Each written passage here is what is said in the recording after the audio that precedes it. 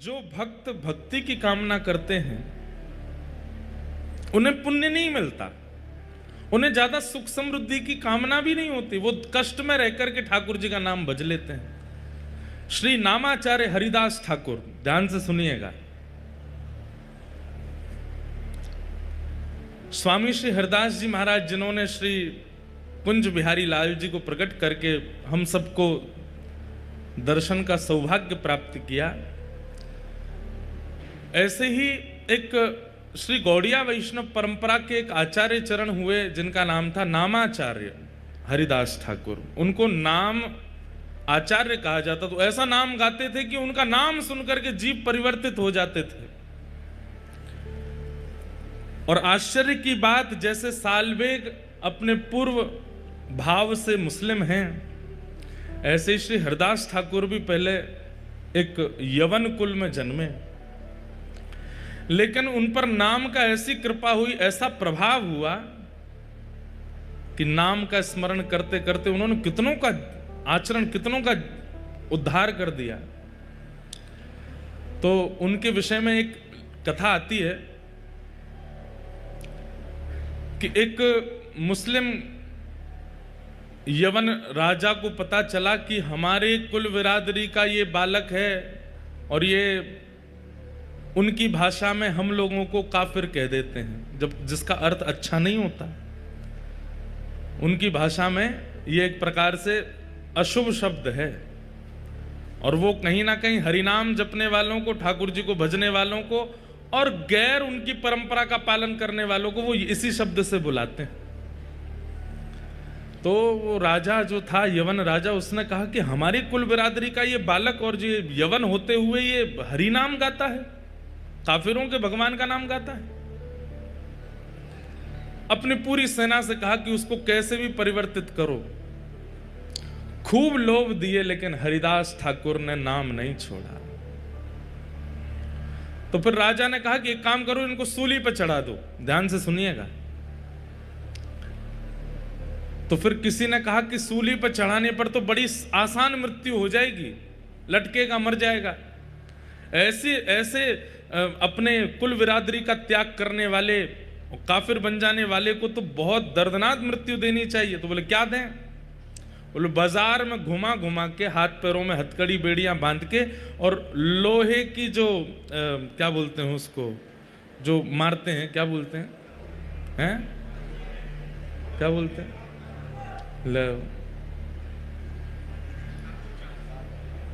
क्या बोलते हैं उसको, कौड़े, हाँ कौड़े मारो।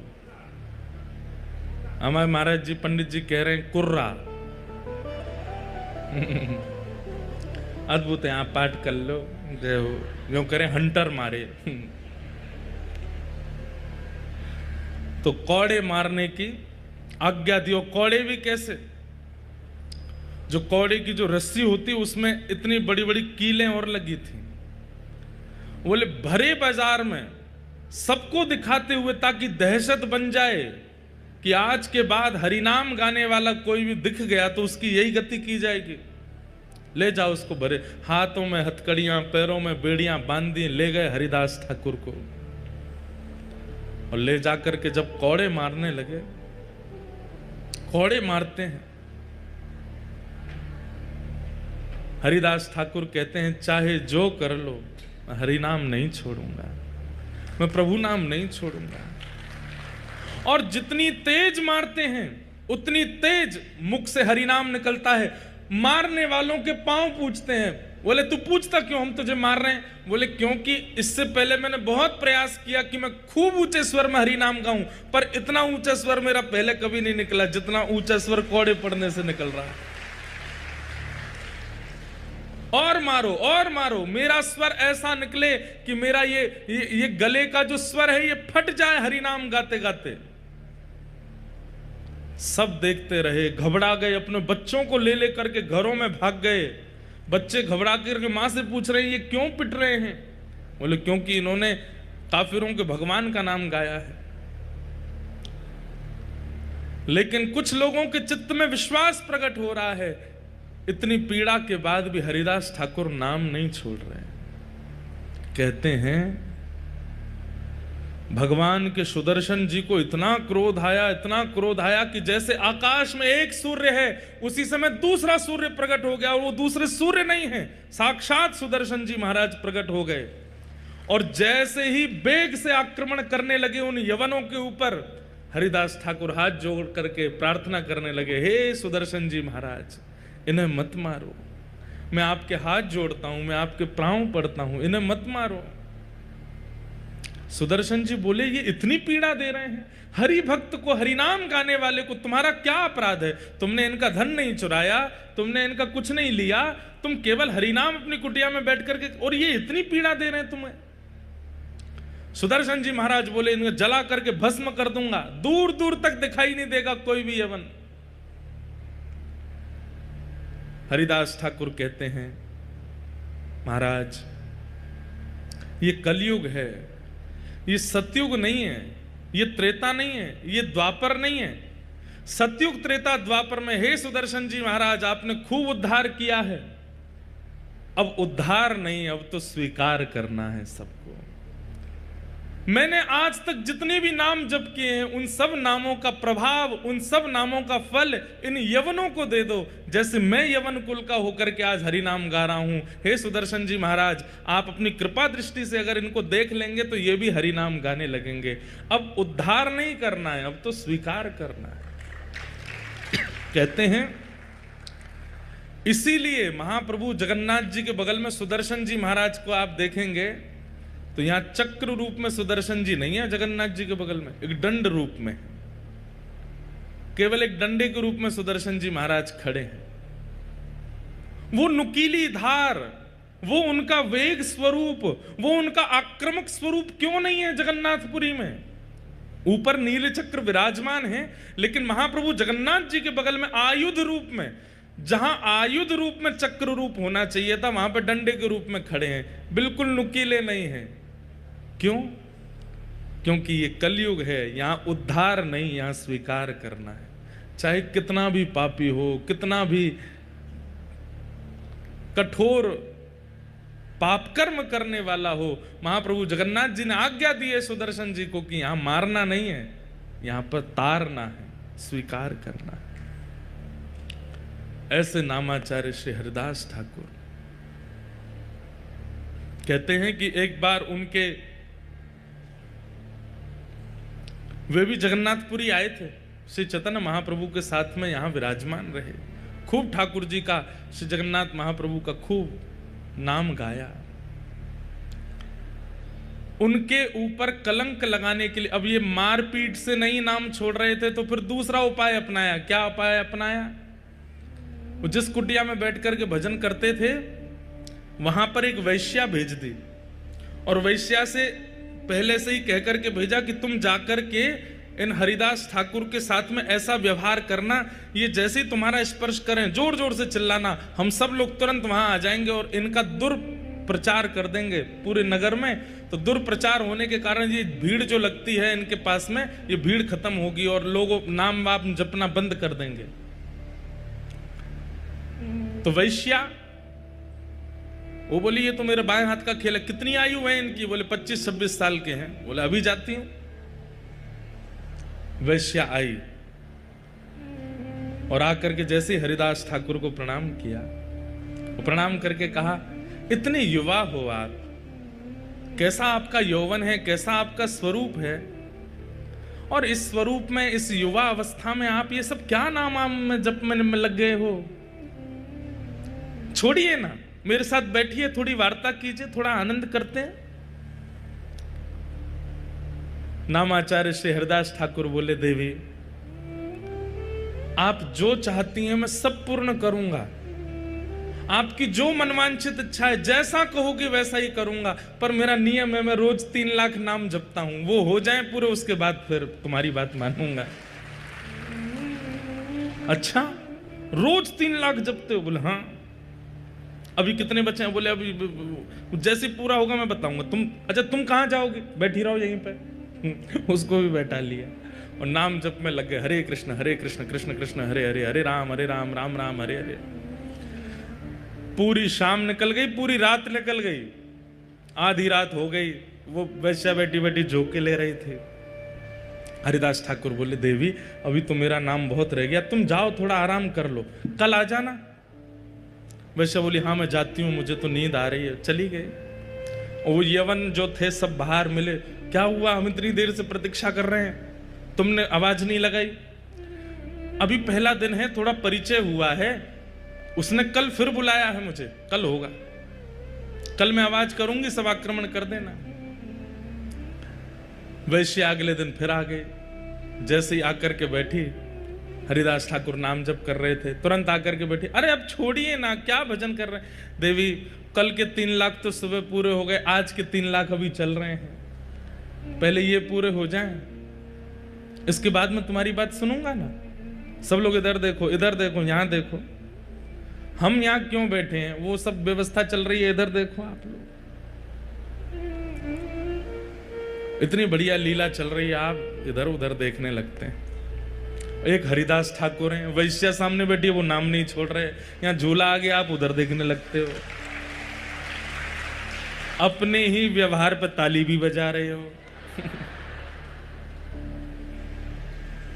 दूसरा दिन हुआ, वैश्य आकर के बैठ गए, छोड़िए ना भजन, क्या कहे, बोले 3 लाख नाम रह गए, थोड़ा सा और कर लो।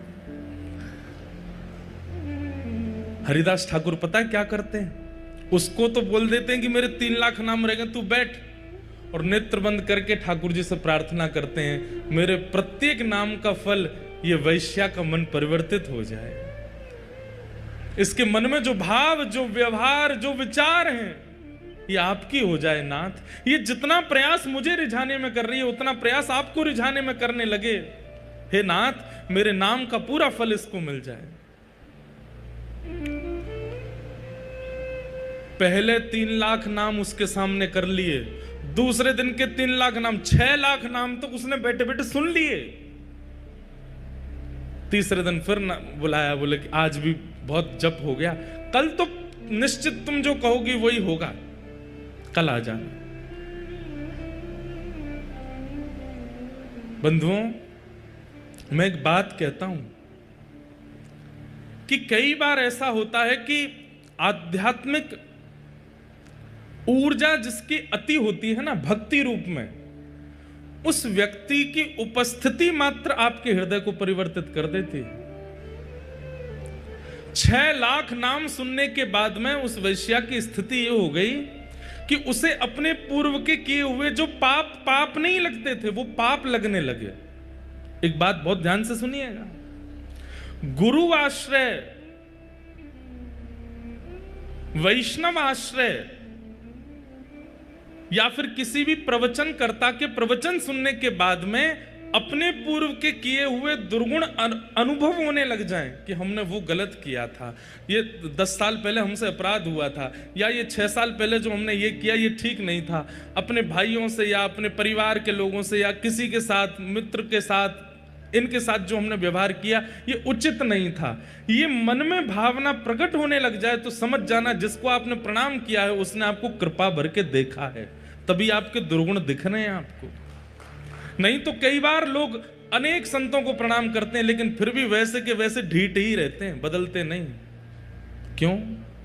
इसमें 2 कारण हो सकते हैं, या तो उस आचार्य चरण ने कृपा भर के देखा नहीं, या फिर उसके पाप इतने प्रगाढ़ हो चुके हैं कि वो आचार्य चरणों की दृष्टि से भी धूमिल हो नहीं रहे। हमें ऐसा लगता है कि आचार्य तो कृपा भर के ही देखते हैं, लेकिन उस व्यक्ति की ही इच्छा नहीं होती कि मैं अपने पाप नष्ट करूं। किसी भी महापुरुष को प्रणाम करेंगे और उस प्रणाम के बाद यदि अपने एक अवगुण का भी चिंतन नहीं होता तो आपने प्रणाम नहीं किया है, केवल आडंबर किया है। वो वैश्या 2 दिन से 6 लाख नाम सुन रही है और आज स्थिति ये हुई कि जैसे ही वो रात्रि में बैठी अपने घर जाकर के सोने लगी, उसको नींद नहीं आती है और अपने द्वारा किए गए सारे पापाचार उसको दिखाई देने लगे। ये तन मुझे उपभोग करवाने के लिए मिला, इस तन को मैंने कितना उच्छिष्ट बना दिया, केवल लोक रंजन के लिए इसका श्रृंगार किया, लोक रंजन के लिए खा पिला करके इसको बड़ा किया। अरे इस तन से यदि हरि नाम किया होता, कहाँ वो श्री हरिदास ठाकुर? 2 दिन से मैं रोज प्रयास करती हूँ कि वो कैसे भी मुझ पर आकृष्ट हो जाएं, लेकिन ऐसा क्या है उस हरि नाम में कि उसको छोड़ते नहीं है वो। आज तीसरे दिन आकर्षण करने के लिए नहीं गई है, आज तीसरे दिन वो ये देखने गई है ऐसा क्या है हरि नाम में जो मेरे सौंदर्य भी फीका लग रहा है हरिदास ठाकुर को। तीसरे दिन फिर पहुंच गए। हरिदास ठाकुर, अरे देवी आप आ गए? हाँ मुझे पता है आपका 3 लाख नाम रह गया है ना, वही करोगे आप तो। हाँ देवी, और एक और बात, वो क्या? मैं महीने में 1 करोड़ नाम जपता हूं। तो वैश्या बोली 3 लाख के अनुसार तो 90 लाख ही होने चाहिए आपके नाम, ये 1 करोड़ कैसे हो जाते हैं? बोले क्योंकि महीने के विश्राम दिनों में 3 लाख में मैं कुछ बढ़ोतरी करता हूं, थोड़े जोड़ जोड़ के करता हूं ताकि महीने के विश्राम तक 1 करोड़ पूरे हो जाएं। जैसे एक व्यापारी व्यक्ति हर महीने के अंत में कितना प्रॉफिट हुआ गिनाई करता है, ऐसे ही हम नाम निष्ठ जो होते हैं ना, महीने के अंत में पूरे महीने का नाम इकट्ठा देखते हैं कितना जपा। 1 करोड़ अगर नहीं होता तो फिर 2-3 दिन अंतिम दिन के जो होते हैं उसमें हमें ज्यादा मेहनत करनी पड़ती है ताकि 1 करोड़ हो जाए। ये सब बातें वो बैठ करके सुन रही है, कह रही है ऐसा क्या है इस नाम में। हरिदास ठाकुर बोले अच्छा बैठो तुम भी करो। और जैसे ही उसने हरि नाम गाना शुरू किया, नेत्रों से अविरल अश्रुधार गिरने लगे, रोम रोम कंपायमान होने लगा, अपने सारे पाप उसको दृष्टिगोचर होने लगे। अब तो उसे ये चिंता होने लगी कि मेरा उद्धार कैसे होगा। मैं इतनी पाप कर्म कर चुकी हूं, कितने महात्माओं को बर्बाद कर चुकी हूं, कितने लोगों के घर उजाड़ चुकी हूं, अपने इस तन को मैंने कितनों को बेच दिया, अब मेरा उद्धार कैसे होगा। चरण पकड़ लिए हरिदास ठाकुर के, बोले मुझ पर कृपा करो। अब मैं आपसे केवल एक ही कामना करती हूं कि नाथ आप कृपा भर के मुझे देखो ताकि मेरा उद्धार हो। हरिदास ठाकुर कहते हैं व्यक्ति को जब अपने पूर्व के किए गए कर्म उनके प्रति आत्मग्लानि प्रकट हो जाती है और उस आत्मग्लानि के कारण अपने जीवन को परिवर्तन करने की इच्छा प्रकट हो जाती है, व्यक्ति का उद्धार तो तभी हो जाता है। समझ में आई बात? हम अपने अवगुणों को खुद से ही छुपाते हैं, गलत क्रियाएं करने के बाद खुद ही भूल जाते हैं, लेकिन जिस दिन हमें अपने कृत्य का अनुभव होता है और अनुभव करके हम स्वयं ही चिंतन करते हैं कि ये गलत था, वास्तव में मानिए कि उसी दिन ठाकुर जी की कृपा हुई है कि आपके मन में चिंता प्रकट हुई कि ये गलत था, इसका सुधार करना पड़ेगा। चरणों में गिर गई, बोले मुझ पर कृपा करो। हरिदास ठाकुर बोले देवी अब जो मेरी निष्ठा है वो तुम धारण करो, मैं अब कहीं और जाकर के भजन करूंगा। इस कुटिया में मैंने लाखों करोड़ों नाम जप किए हैं, अब तुम इस कुटिया में रहो और यहां रह करके नाम जप करो। हरिदास ठाकुर वो कुटिया, अपने भजन की कुटिया उस वैश्या को दे दी और वहां बैठ करके वो वैश्या ऐसा नाम करने लगी, ऐसा नाम करने लगी, जिस वैश्या का मुख देख करके संत जन मुंह फेर लेते थे और सोचते थे कहीं हमारे पाप नष्ट नहीं हो जाएं। आज उसी वैश्या के भक्त बनने पर उनकी कुटिया के बाहर संतों की भीड़ लगती है। क्यों? बोले वो दिन में एक बार बाहर निकल के आती है और जब वो बाहर आती है उसका रूप देखते ही हमें साक्षात जगन्नाथ जी का अनुभव होने लग जाता है। बंधुओं, रूप सुंदर वो नहीं जिसकी सुंदरता देख करके लगे ये कितना सुंदर है, बल्कि रूप सुंदर वो कि जिसकी सुंदरता देख करके नेत्र बंद हो जाए और मन में भाव आए कि ये इतना सुंदर है तो वृंदावन चंद कितने सुंदर होंगे। किसी का स्वर सुनकर के ये ना लगे कितना अच्छा गाता है, उसकी वाणी सुनकर के मन में भाव आने लगे कि ये इतना सुंदर गाता है तो श्री मदन मोहन कितना सुंदर गाते होंगे। किसी का श्रृंगार नृत्य देख करके लगे कितना बढ़िया नृत्य कर रहे हैं, लेकिन उस समय मन में ये भाव आवे कि जब रास क्रीड़ा में श्री ठाकुर जी त्रिभंग लली बन करके आते होंगे, जिनके नृत्य पर सूर्य चंद्रमा भी वारे वारे जाते हैं, उनका नृत्य कितना सुंदर होगा। ऐसी स्थिति बनी।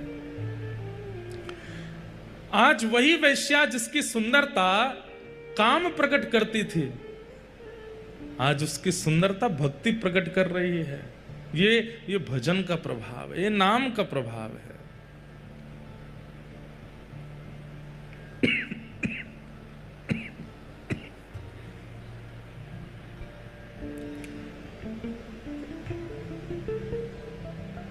नाम का प्रभाव।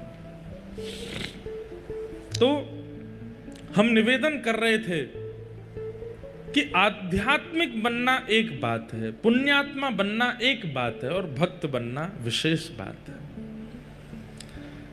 कथा का उद्देश्य, महाप्रसाद सेवन का उद्देश्य, आप लोग पुण्य अर्जन करना मत रखो। तीर्थ यात्रा का उद्देश्य, समुद्र स्नान का उद्देश्य, उसके प्रति पुण्य की भावना मत रखो, भक्ति की भावना रखो, भक्ति की इच्छा रखो। अहम भक्त पराधीन, स्वयं भगवान श्री जगन्नाथ कहते हैं कि मैं अपने भक्त के पराधीन हूं। पूरा विश्व मेरे पराधीन है, पर मैं अपने भक्त के पराधीन हूं। ऐसे नामनिष्ठ बनिए। आज सुबह प्रभात फेरी का क्रम हुआ, कल से ही क्रम चल रहे हैं। कल संध्या में महाप्रभु जगन्नाथ जी को व्यासपीठ और श्रोताओं की ओर से ध्वजा जी का भाव प्रस्तुत किया। कितना आनंद आया। महाप्रभु जगन्नाथ जी ध्वजा धारण करते हैं। आपको पता है ध्वजा पे सूर्य चंद्र बने हैं महाप्रभु जी के। हमारे जीयर स्वामी मठ वाले पूज्य महाराज जी से एक बार हमने पूछी कि महाराज जी ध्वजा क्यों है और ध्वजा में सूर्य चंद्र क्यों है? तो महाराज जी ने बहुत सुंदर उत्तर दिया कि सूर्य चंद्र भगवान के नेत्र हैं, तो ध्वजा में सूर्य चंद्र विराजमान होकर के ठाकुर जी पूरी तरफ अपनी दृष्टि घुमाते रहते हैं, देखते रहते हैं। कोई कष्ट में तो नहीं, कोई दुखी तो नहीं, कोई पीड़ित तो नहीं। तो श्री ध्वजा जी क्या है? ध्वजा जी में जो सूर्य चंद्र है भगवान के नेत्र हैं, और ठाकुर जी पूरे श्री क्षेत्र को ध्वजा जी से देखते रहते हैं। एक प्रकार से सीसीटीवी कैमरा लग रहा। आप कैमरे की निगरानी में हो, कुछ भी करने से पहले सोच लेना। अच्छा, महाप्रभु जगन्नाथ जी की ध्वजा ऐसी है कि आप श्री क्षेत्र किसी कोने में चले जाओ, वो बात अलग है कि अब गली मोहल्ला में बिल्डिंग इतनी ऊंची है, लेकिन कहीं भी छत पर खड़े हो जाओ आपको ध्वजा जी दिख जाएंगे। इसका मतलब क्या है? आपको ध्वजा जी नहीं दिख रही है, महाप्रभु जगन्नाथ जी को आप दिख रहे हो। वो सब जगह देखते रहते हैं। तो ध्वजा जी का एक भाव। दूसरा भाव निर्भयता। ध्वजा जब रोहण होती है, जब फहराती है, तो जहां तक वो दिख रही हैं, इसका मतलब वहां तक महाप्रभु जगन्नाथ जी का क्षेत्र है, वहां तक जगन्नाथ जी की छत्र छाया है। उतने क्षेत्र में किसी को भयभीत होने की आवश्यकता नहीं है। महाप्रभु जगन्नाथ जी हैं। अगर कोई कष्ट भी आ जाए, आप तीर्थ में हैं, कोई कष्ट आ जाए, आप तुरंत देखिए ध्वजा किधर है, और ध्वजा को देख करके जैसे ही आप प्रणाम करेंगे, हमारी बात को विश्वास मानिएगा, एक क्षण बाद में होगा, कष्ट निवृत्त पहले होगा। ध्वजा जी की ये महिमा है। वो ठाकुर जी का हस्त कमल है, छत्र छाया है। ठाकुर जी दूर दूर तक अपने ध्वजा के द्वारा अपना हस्त कमल, अपनी छाया बना करके रखते हैं। कल हमें बता रहे थे, बोले पहले तो महाराज जी इतनी बड़ी ध्वजा थी कि जो ध्वजा जी का अंतिम छोर है वो समुद्र का स्पर्श करते थे, इतनी बड़ी ध्वजा जी। लेकिन फिर कालांतर में यहाँ पर तूफान बहुत आते हैं, आंधी तूफान बहुत आते हैं, फिर क्षतिग्रस्त होने का भाव हो जाता है, फिर नील चक्र पर बहुत भार आ जाता है। और उस काल में भीड़ बहुत कम होती थी, ज्यादा लोग होते नहीं थे। ऐसा कहते हैं कि राजा रानी ध्वजा जी स्पर्श करके समुद्र में गोते लगाते थे, इतनी ऊंची, इतनी लंबी ध्वजा। मैंने कहा बढ़िया है, ध्वजा छोटी हो गई। आज के लोग तो ध्वजा ही पकड़ के भीतर समुद्र में जाते। आज तो भीड़ भी इतनी है, तो इसलिए अब फिर ध्वजा जी अब छोटी हैं, अब 14 हाथ की ध्वजा जी। लेकिन हमारे पूज्य जीएस स्वामी मठ वाले महाराज जी ने एक बड़ी विनोद की बात बताई, बड़े आनंद की बात। बोले लाला, सूर्य तो विराजमान है, लेकिन चंद्रमा क्यों विराजमान है? मैंने क्यों विराजमान है? बोले सूर्य तो प्रकाश के प्रतीक हैं, तो ध्वजा में सूर्य का होना मतलब प्रकाश का प्रतीक है, लेकिन चंद्रमा क्यों है? आपने कहा आप बताओ। बोले चंद्रमा इसलिए है क्योंकि श्री चंद्रमा जी जगन्नाथ महाप्रभु के साले साहब हैं। कौन है? और महालक्ष्मी मैया बार बार नाराज हो जाती हैं जगन्नाथ जी से। तो जब जब लक्ष्मी जी क्रोध करती हैं, किसी बात पर नाराज हो जाती हैं, सुनाती हुई जब आती हैं श्री मंदिर में, तो बलभद्र सुभद्रा जी तो कोने हो जाते हैं, बोले आप ही निपटो दोनों। तब ठाकुर जी धीमे धीमे ऐसे ऊपर देखते हैं, तो लक्ष्मी जी कहती हैं मैं यहां सामने खड़ी हूं, आप ऊपर क्यों देख रहे हैं? बोले आप भी देखो ऊपर। तब लक्ष्मी जी ऊपर देखती हैं तो कहती हैं अरे हमारे भैया इन्होंने सिर पे बैठा रखे हैं, हमारे साले साहब इन्होंने सिर पे बैठा, हमारे भाई साहब इन्होंने सिर पे बैठा रखे हैं। तो कहते हैं महाराज जी बता रहे, बोले कि जगन्नाथ जी ने अपने साले साहब सिर पे बैठा रख के पत्नी को ये बताते हैं, देखो तुम हम पर इतना क्रोध कर रही हो, हम देखो तुम्हारे भैया को सिर पे बैठाए हैं। तो लक्ष्मी जी जब ऊपर देखती हैं तो फिर शांत हो जाती हैं, जितना उनका क्रोध होता है वो सब शांत हो। अच्छा कोई बात नहीं, अब की बार कर दिया, आगे से नहीं करना। तो जगन्नाथ जी कहते हैं हाँ आगे से ध्यान रखेंगे। ऊपर से साले साहब मुस्कुरा जाते हुए, जीजा जी आपने हमको इसीलिए बैठाया है कि हमारी बहन का कोप कम हो सके। बोला हाँ इसीलिए बैठाए हो, इस बैठे रहो ऊपर ही। तो इसलिए चंद्रमा विराजमान है कि लक्ष्मी जी को क्रोध आवे तो ठाकुर जी ऊपर देखने लगते हैं और कहते हैं देखो तुम्हारे रिश्तेदार बैठे हमारे सिर पे, है कोई हमारे जैसा प्रेमी जो अपने साले को सिर पे बैठा ले? तो लक्ष्मी जी क्रोध कम कर देती हैं, इसलिए महाप्रभु जी अपने ध्वजा में चंद्रमा धारण करते हैं। ध्वजा धारण कराने के कई भाव हैं। कल बड़े प्रेम से हम आप सब लोगों ने महाप्रभु जगन्नाथ जी को ध्वजा धारण कराई, महाप्रभु जी बड़े प्रसन्न। आज जब सुबह प्रभात फेरी हो रही थी तो जैसे सामने से आपने देखा महाप्रभु, हम उसी मार्ग से आए थे यात्रा में, तो मैं आज कह ही रहा था, चिंता हो रही थी, हम जो बाइक चला रहे उनसे बोले मैं नहीं आज ध्वजा जी लहरा नहीं रहे। लेकिन जब हम लोग यात्रा में कीर्तन करते हुए तब भी ध्वजा जी नहीं लहरा रही थी, लेकिन जैसे ही हम सब लोग सन्मुख पहुंचे महाप्रभु जी के, तुरंत तभी ध्वजा जी लहराने लगी। मानो महाप्रभु जी प्रतीक्षा कर रहे थे कि जिनने ध्वजा अर्पित करी है वे सब जब आ जाएंगे तभी लहराएंगे, और सबको देख के मानो प्रसन्नता व्यक्त कर रहे थे। तो कल ध्वजा जी अर्पित हुई, उसके बाद फिर दर्शन की मारकाट मची, कौन पहले भीतर घुसे। अब हमको जहां से ले जाने के लिए मार्ग बनाया था भीतर, वहीं हमारे सबरे ध्वजा वाले भी आ गए, हम भी यहीं से ही घुसेंगे। पुलिस वाले बोले एक की परमिशन है, ये 1000 कहाँ से घुसेंगे? हमने कि भैया हमें जान दो यहाँ से। तो इतने डीट हो गए कल तो सब, हम भी यहीं से घुसेंगे, आपके संग ही जाएंगे। मैंने आ जाओ भैया। 2-3 बार स्थान परिवर्तित हुए, कभी कहीं से कभी कहीं से, भीतर जाने को मिले नहीं। हमने कि आज महाप्रभु जी दर्शन देंगे नहीं। लेकिन अंदर पहुंचने के बाद पता चला, हम जैसे ही पहुंचे तो ही गेट बंद हो गए भीतर के। महाप्रभु जगन्नाथ जी को आरती का दर्शन कराना था, इसलिए विलंब करा रहे थे। अगर पहले ही भीतर चले जाते तो आरती नहीं मिलती कल। लेकिन इतनी देर बाहर हम लोग जो विलंब करते रहे उसका ये आनंद मिला कि फिर भीतर जाके आरती दर्शन हो गए। महाप्रभु जगन्नाथ जी की संध्या आरती हुई कल। ऐसे महाराज बढ़िया ऐसे नवे धुवे लग रहे थे जगन्नाथ जी, जैसे आज बिल्कुल नहा धो करके बिल्कुल श्रृंगार आदि करके बैठे हों, चकाचक सुख दे रहे थे कल। उसके बाद फिर रात्रि में जीयर स्वामी मठ में महाप्रसाद हुआ। महाप्रसाद का नियम है बंधुओं कि वो झूठा नहीं होता। आप सब लोग व्यवस्थित एक एक पत्तल में बैठ करके पा रहे थे, हमको बहुत अच्छा तो लग रहा था, लेकिन महाप्रसाद का नियम ऐसा, एक ही पत्तल में 4 बैठ जाओ। एक दालमा को महाप्रसाद में मिलावे, दूसरा उठा के पाले, ऐसे पाया जाता है महाप्रसाद। तो और ये सुख यही, बाकी और कहीं भी आप पाएंगे तो वहां आपको बड़ी मर्यादा से ही पाना पड़ेगा। झूठा नहीं उठा सकते, हाथ आपको कहीं भी नहीं लगा सकते, उस स्पर्श का भाव है, सब चीज अपरस में रहनी पड़ती है, प्रसाद एक ही हाथ से पाना पड़ता है सब कुछ। पर यहाँ जगन्नाथपुरी का नियम है, एक तो आसन पे नहीं बैठना है, दूसरा नीचे बैठ करके पाना है, और तीसरा कोई लगा करके सामने दे दे तो बात अच्छी नहीं, तो जो पा रहा है उसके बगल में बैठ के, भले ही वो अपरिचित है, आप पा सकते हैं। हम जब कल घूम रहे थे वहां 1-2 बार मन तो हुआ एक आध अम्मा के सामने बैठ के हम भी पा लें, पर मैंने कही फिर सबके यहाँ पाना पड़ जाएगा, सब यूँ कहेंगे अम्मा से भी पाओ। इसमें से भी पाके जाओ। और फिर पेट तो न ही है, लेकिन फिर जब हम लोग प्रसाद पाने बैठे सब संग में बैठ गए। किसी की दालमा उठा लें, किसी का भात उठा लें, किसी की खाजा उठा लें।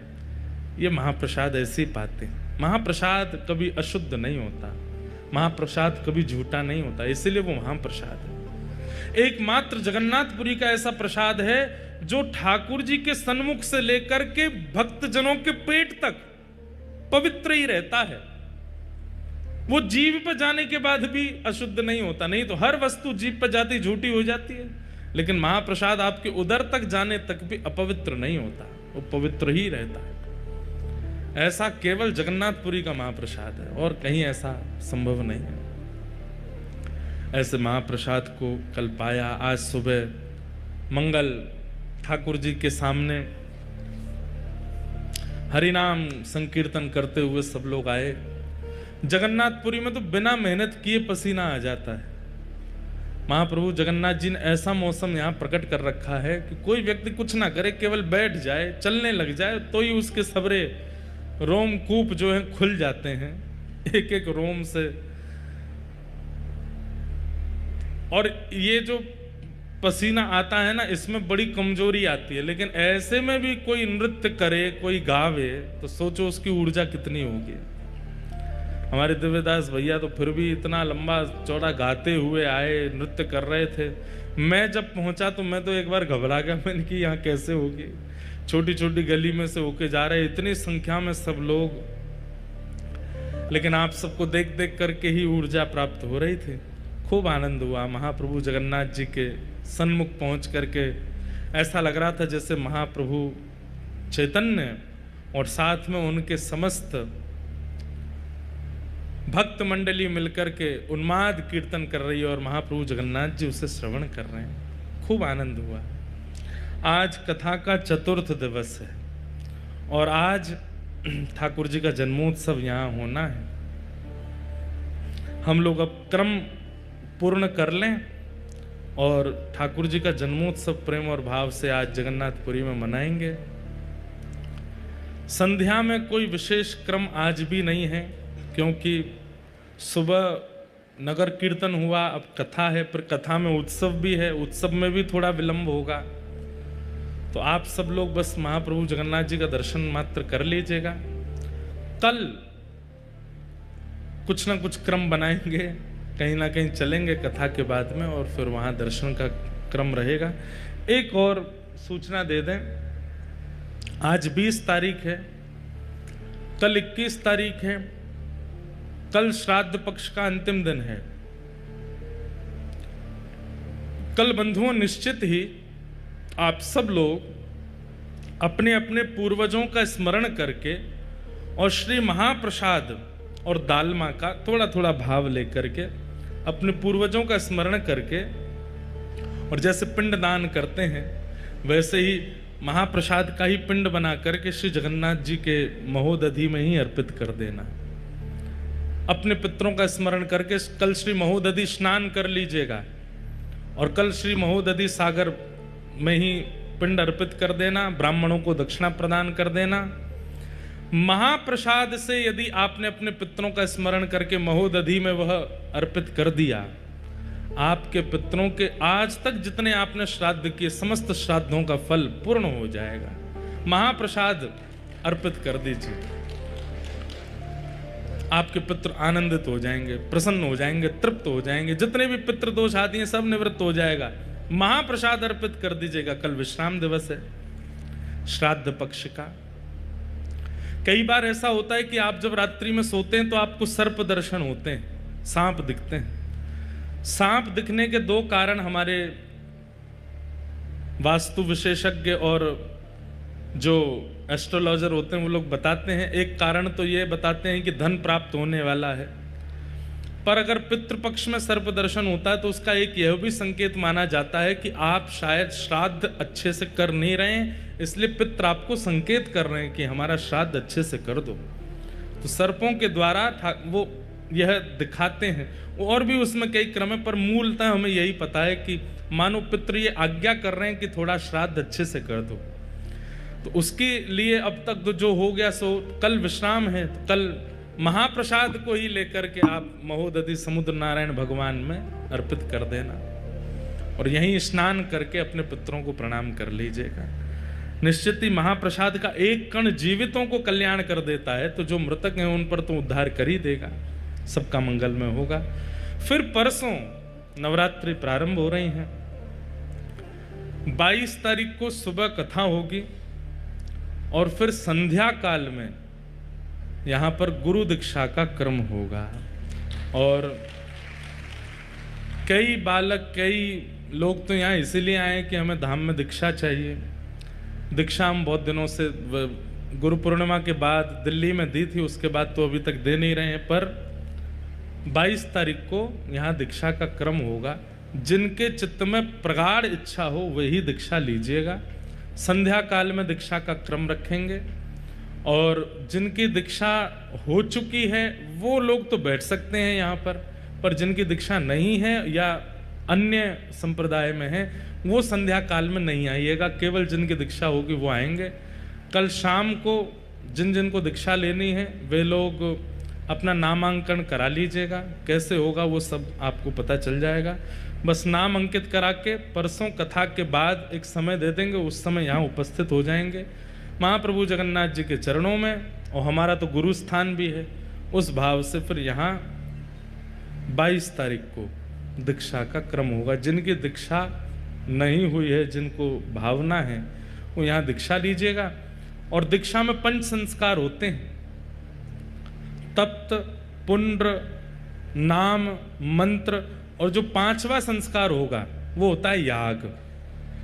तो याग में अपने इष्ट को प्रणाम किया जाता है, ठाकुर जी को प्रणाम करके अपने एक दुर्गुण का त्याग किया जाता है। वह समस्त दुर्गुण त्याग कर दो तो बहुत अच्छा, पर अपने दुर्गुण का त्याग करके ठाकुर जी के सामने शरणागति की जाती है। तो यहाँ जिन लोगों की दीक्षा होगी उन्हें शरणागति देने के लिए जगन्नाथ मंदिर ही जाना है। दीक्षा लेते ही तुरंत श्री मंदिर जाइए और जाकर के अपने गुरु प्रदत्त नाम को बोल करके महाप्रभु जगन्नाथ जी के सामने याग करना है। कैसे करना है वो हम बता देंगे। तो 22 तारीख को दीक्षा का क्रम होगा। जो जो यहाँ आए हैं दीक्षा के भाव से वो परसों 22 तारीख को दीक्षा ले लीजिएगा। आइए अब क्रम को आगे ले चलते हैं श्री ठाकुर जी के जन्मोत्सव की ओर। परीक्षित राजा को 7 दिन में मृत्यु का श्राप लगा और श्री सुखदेव जी महाराज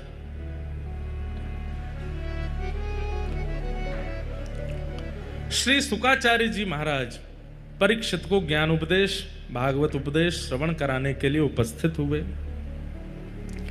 परीक्षित भी मुक्ति की कामना कर रहे थे, 7 दिन में मरने वाली की मुक्ति की उपाय बताओ। पर श्री शुकाचार्य जी ने उनसे कहा कि मुक्ति नहीं, भक्ति मांगो। मुक्ति मतलब मृत्यु के उपरांत भगवान का दर्शन, और भक्ति मतलब जीवित अवस्था में ठाकुर जी का साक्षात्कार। भक्ति की कामना करो। और भक्ति की कामना करते हुए उन्होंने प्रणाम किया और श्री शुकाचार्य जी भागवत श्रवण कराने लगे। सृष्टि प्रसंग बताया। सृष्टि प्रसंग के बाद स्वयंभू मनु शत्रुपा के 3 पुत्री और 2 पुत्र हुए। आकुति, देवभूति, प्रसूति, और 2 पुत्र हुए प्रियव्रत, उत्तानपाद। यहां पर श्री देवभूति माता का विवाह कर्दम ऋषि के साथ में हुआ और उनके यहां भगवान कपिल बन करके प्रकट हुए।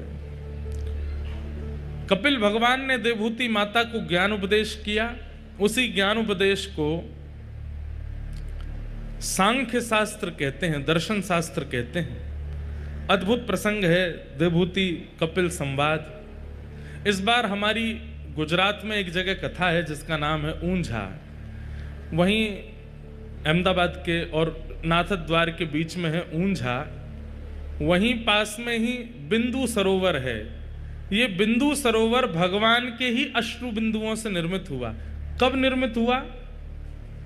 तथा सचाहं परिवोढुकामः समानशीलां ग्रहमेदधेनुं जब कर्दम ऋषि ने भगवान से प्रार्थना की कि हे नाथ, आपसे भी ज्यादा, मुझसे भी ज्यादा आपसे प्रेम करने वाली एक गृहिणी से मेरा विवाह हो जाए, इस बात को सुनकर के ठाकुर जी के अश्रुबिंदु प्रकट हुए, वही बिंदु सरोवर में परिवर्तित हो गए थे।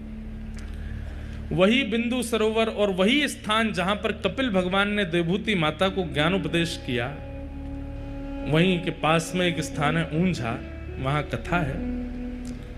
वहां पर कपिलोपाख्यान पर विशेष चर्चा हम लोग करेंगे। देवभूति माता ने कपिल भगवान से ज्ञान उपदेश प्राप्त करने के बाद में सरस्वती नाम की नदी बनकर के वे बहने लगी और श्री कपिल भगवान गंगा सागर में आकर के विराजमान हो गए। बोलो गंगा सागर तीर्थ की जय।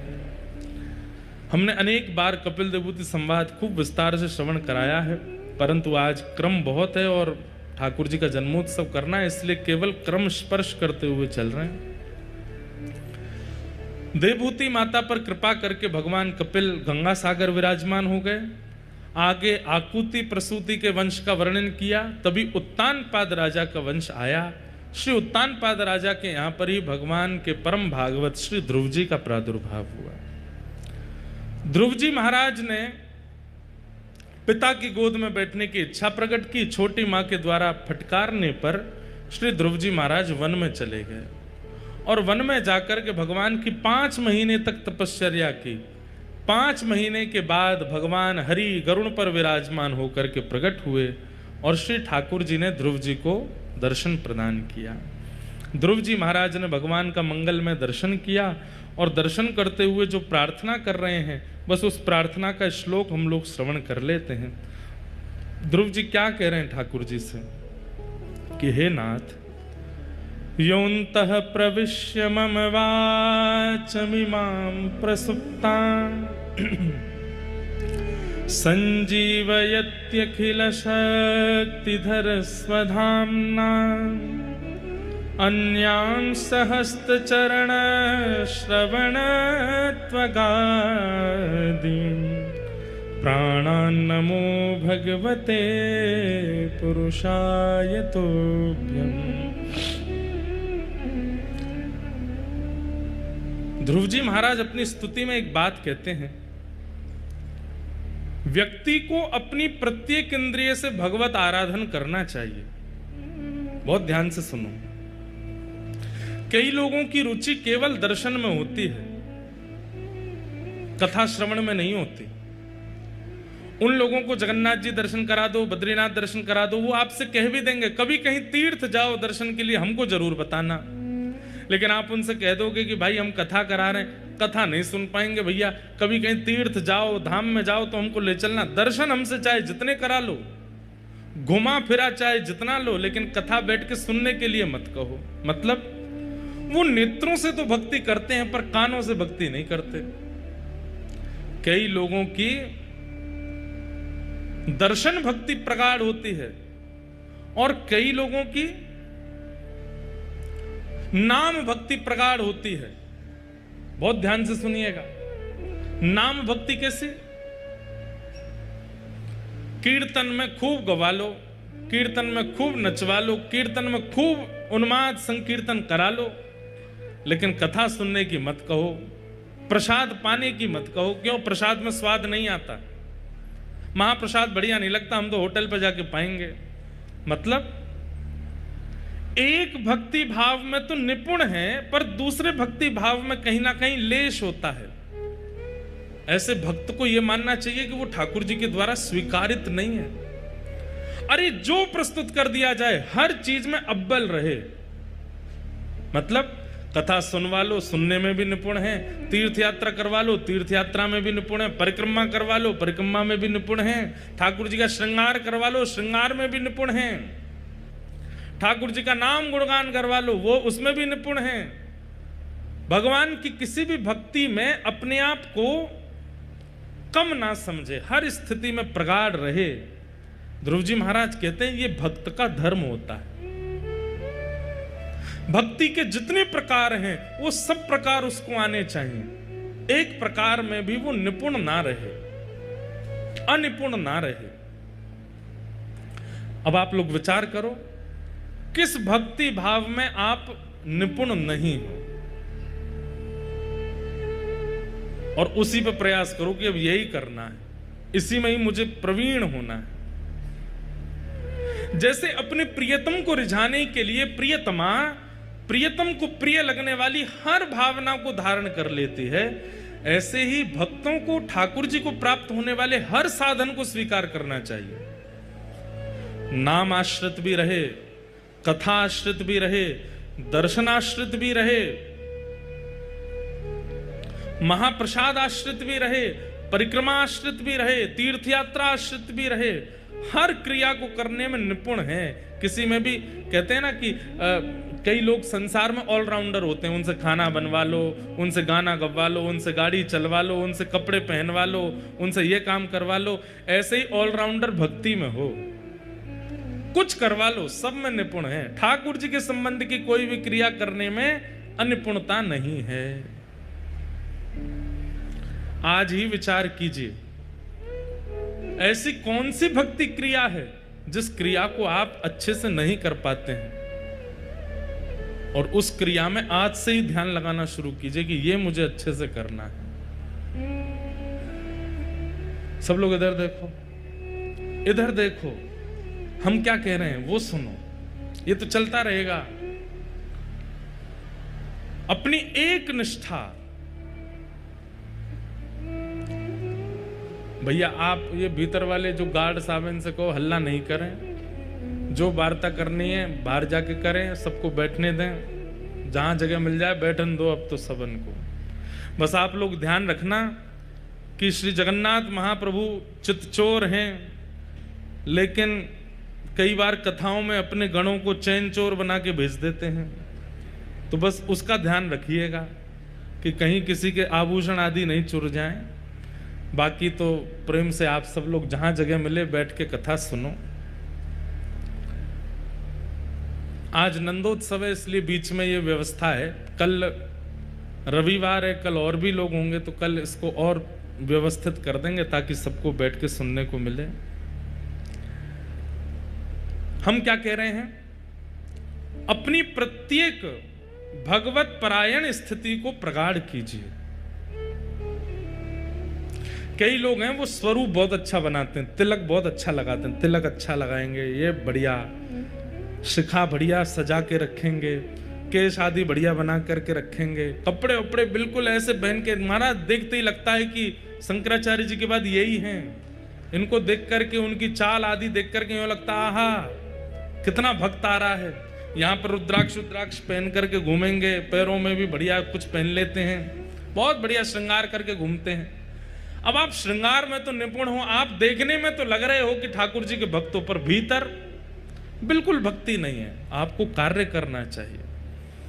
भैया ठाकुर जी के हम हैं, ये केवल संसार को नहीं दिखाओ, ठाकुर जी को भी दिखाओ कि तुम उनके हो। आजकल प्रभाव बांटने में हम लोग इतने निपुण रहते हैं, सबको दिखना चाहिए कि मैं भक्त हूं। सबको तो दिख गया, जगन्नाथ जी कह रहे हैं मोह तो पता ही नहीं चली कि तू मेरा भक्त है। कभी तेने भजन नहीं कियो, कभी तेने मेरे दर्शन नहीं किए, कभी तेने महाप्रसाद नहीं पायो, और ये पूरी दुनिया ऐसे ही गा रही है कि तू मेरा भक्त है। महाप्रभु जगन्नाथ जी भी कहते, अच्छा किसकी चर्चा हो रही है बाहर? बोले फलाने की चर्चा हो रही। अच्छा वो भक्त है मेरा? दाऊदा तक हम्बे लाला चर्चा तो यही है। अरे भैया बाहर ते भक्त दिख रहा है, भीतर ते तो कभी मुख स्मरण कियो ने। जिन भेषा मारो सावरो रीझे, जिन भेषा मारो सावरो रीझे। अब वैसे तो मीराबाई की पंक्ति है, यहां भेष में सब आ रहा है, कर्म भी आ रहा है। जिन कर्मों से मेरे सांवरे रीझ हैं, जिन क्रियाओं से मेरे सांवरे रीझ हैं, जिन व्यवहार से मेरे सांवरे रीझ हैं, सब कुछ आ जाता है भेष के अंदर। इसमें लोक रंजन की भावना नहीं होनी चाहिए, मेरे ठाकुर जी रीझ। श्री बलराम दास जी जगन्नाथ महाप्रभु के परम भक्त हुए। उनको सेवा मिली थी कि जगन्नाथ जी के सामने बैठ के पद गाते थे, और जगन्नाथ जी बड़े प्रसन्न होकर के बलराम दास जी को सुनते थे। लेकिन एक दिन उन्होंने देखा कि घुंघरुओं की आवाज आ रही है, वो पद गा रहे हैं और घुंघरू बज रहे हैं। जैसे ही उन्होंने पीछे मुड़ करके देखा तो एक परम सुंदरी उनके उस राग पर नृत्य कर रही थी। बलराम दास जी बोले, कितना अच्छा नाच रही है।